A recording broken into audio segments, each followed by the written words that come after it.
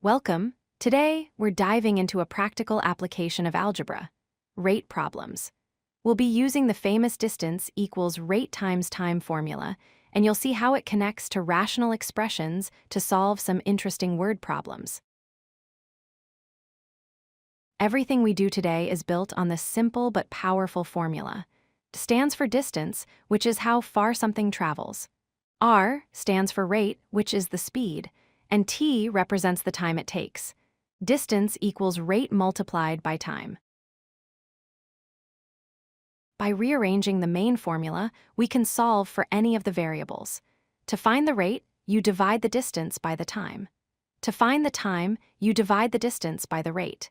These rearranged formulas are the key to setting up our problems. So, where does algebra come in? In these problems, the distance or rate might be represented by a polynomial, like x plus 5. When we use our formulas to solve for time or rate, we end up with a fraction that has polynomials in the numerator or denominator. This is called a rational expression. Let's look at a typical problem. Two cars start from the same place. Car A goes 150 miles, while car B goes 200 miles. We're told car B is 15 miles per hour faster than car A, and most importantly, they drove for the exact same amount of time. The goal is to find the speed of each car. The best way to start is by organizing our information in a table. We list what we know for each car's distance, rate, and time. We don't know car A's speed, so we'll call it x. This means car B's speed is x plus 15. Since time is distance divided by rate, car A's time is 150 over x, and car B's time is 200 over x plus 15. Because their times are equal, we can set these two fractions equal to each other. Now we solve the equation. We can cross-multiply to get rid of the fractions. This gives us 150 times the quantity x plus 15 equals 200 times x.